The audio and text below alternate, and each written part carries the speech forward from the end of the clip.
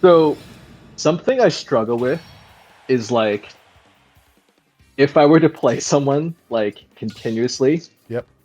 I would eventually start winning the vast majority of the games. Yep. Obviously not against you, but Sometimes you never but know. but I feel like I feel like I always need time to adjust, and obviously we don't play games best out of seven or best out of whatever, right? Yep. In like a first to three, not first to three, best of three, Mm-hmm. like I don't have a good time, but I always kind of like figure it out, and Yep. then I'll start winning. Yep. And I know this. I guess it's a hard question for me to for you to answer because like how would you? How would you adjust faster so it doesn't take 7 games? So the Yeah, question, basically. I'll tell you right now, it's the easiest question I've ever answered in my life. All right. Okay. So, All right. number one thing, and this is the reason why it's so hard for you to adjust, is because you're not taking risks. Because when you take a risk, that's typically where you catch someone doing something that's a bad habit, right? If someone is Mm-hmm. doing something that is considered a bad habit or a continuous pattern of some sort, you can catch them doing those mistakes by going for something that is risky. So, for example, if someone always air dodges, but you wait for them to air dodge and you punish their landing versus punishing their air dodge like as it's happening, so charging a smash attack, let's say going for side B, something that's like a bigger move before they even go for the air dodge. Like when they jump into it or fall into it, it's going to be a super strong move or a move that's been charged for a long enough time that might actually get you a kill, right? Also, as far as let's say tech rolling in or tech rolling away, if you constantly, let's say, knock someone down and then do nothing, see what they're going to do, and then say, "Oh, I was too slow." If you're doing that every single time, there's a chance you're trying to play by on reaction.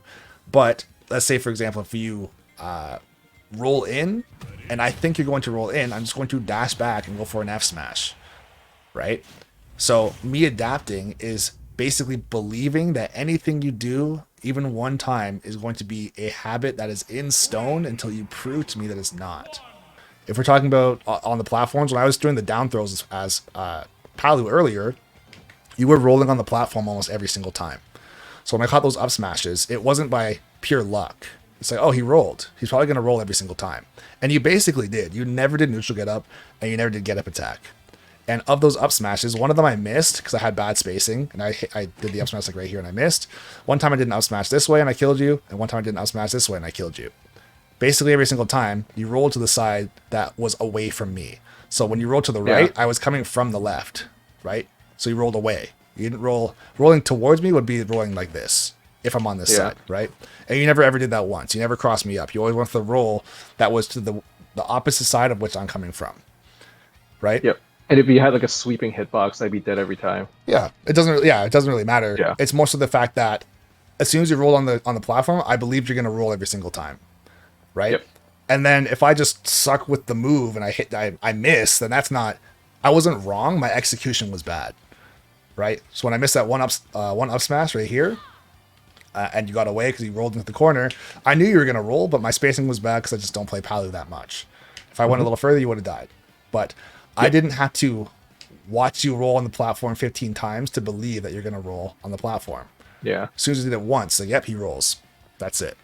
So it's almost like, how are you just going to trust or believe something that quick? And that's why it's like it's hard to believe. Yeah. It's like you have to play multiple games to really reinforce it, but it's not that deep. It's really not that deep. You know? It makes sense. Like, and Dan, we come full circle. Start to listen to risks. I have a question that I didn't think related to risk, and now we're back at risks. Yep. And that's the beauty of it, is that it goes full circle. And it's like the reason why it's taking you so long to adjust is because you're not believing that you could take a larger risk and it's going to be successful. So you go for the conservative route and say, I'm just going to hit him with a back air or a nair or an up air or a forward tilt or get a grab or something like that. It's like, if you think someone's going to stay in shield right here, as soon as you hit their shield, they're going to jump. Don't go like landing fair into like jump nair.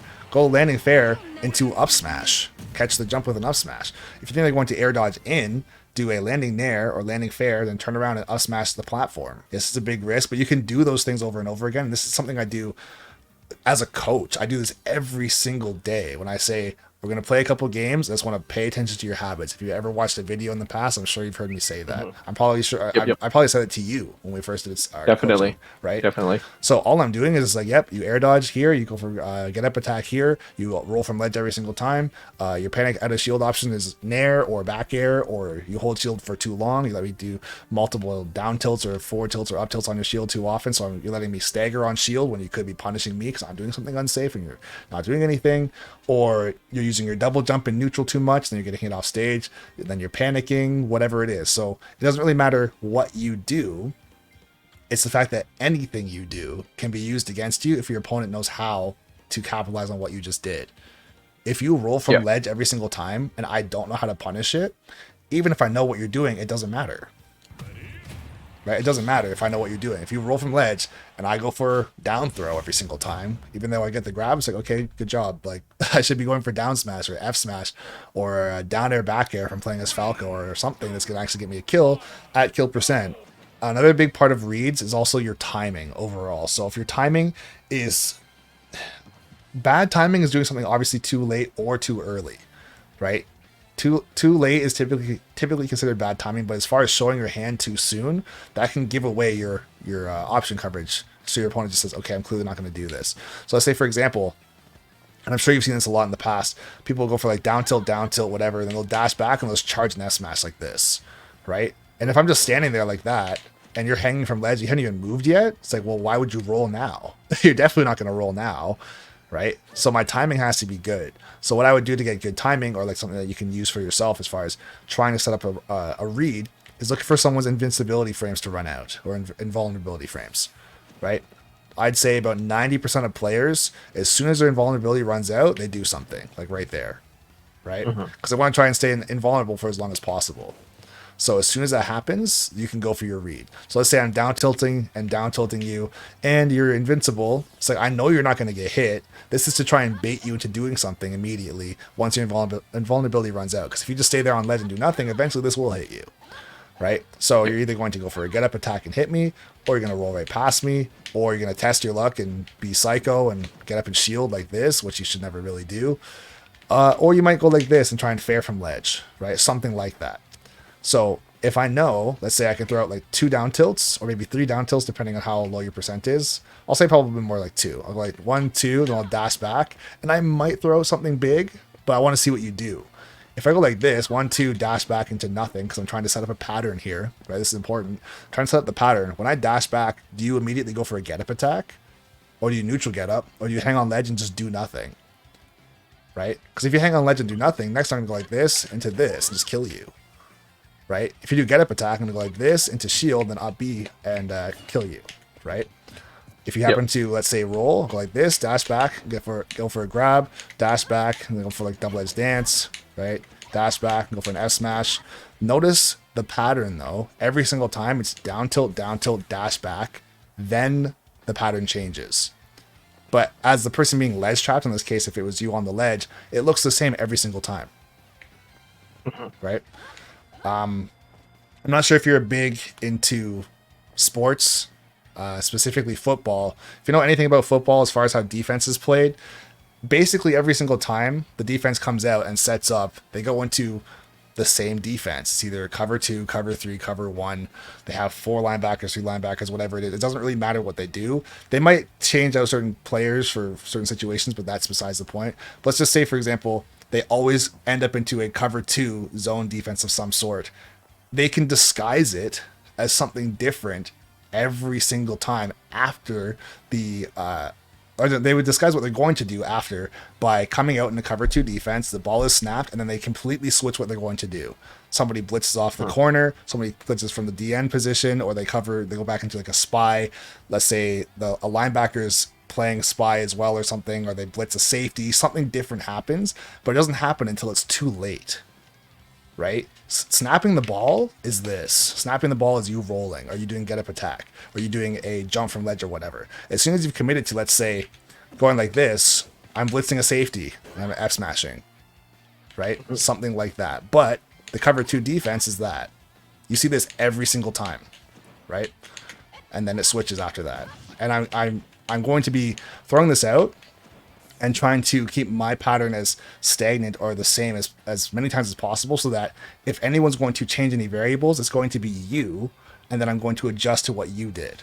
Right? If I go like this, and then let's say I go for the dash back, whatever, the next time I ledge trap you for no reason, I'm up here, or next time I'm just jumping in place and going like this, or I'm just like spinning in a circle or doing something like this. Now it's turned into too many variables being switched on both of our parts, right? Because I don't know what you're going to do based on what I'm doing, and I'm doing something different every single time, right? Yep. So try and keep it consistent. Same thing like when I did the down throw, going back to the whole Palu down throw thing. When I was under the platform, I did down throw. And I didn't jump up and chase you. The pattern realistically was down throw, walk. That's what I did. It didn't really look like much, but it's down throw into don't jump. It wasn't down throw into just try and hit you before you can do anything. It wasn't down throw into back air and potentially miss. It was down throw into if you jump, I'm going to go for a juggle situation. If you try and come down aggressive onto the platform, you're dying to an up smash. Or if you air dodge, you're dying to an up smash. If you miss your tech, you're dying to an up smash. Right? That's basically all it is. And this is like an ultra in-depth way of saying it, but basically you have to just believe whatever your opponent shows you is what they're going to continue to do, and that's how you catch someone slipping, or you get the download, as somebody says. Yep. Right? Yeah. That's been my TED Talk, bro. Yeah, I'm going to definitely cut this segment up into a video because that has a lot of information, and whether or not you got it all or not, I want you or anybody else to be able to hear that as many times as they need to, so it clicks, because that's one thing that takes you from mid-level to high level, and then high level to top level. And these things that we're talking about at this point, not true combos at all. Yep. Right? These are all reads and timing and prediction. Like, these are the things that make high-level players top level players, or top level players untouchable top level players, because they just know where you're going to go before you know where you're going to go.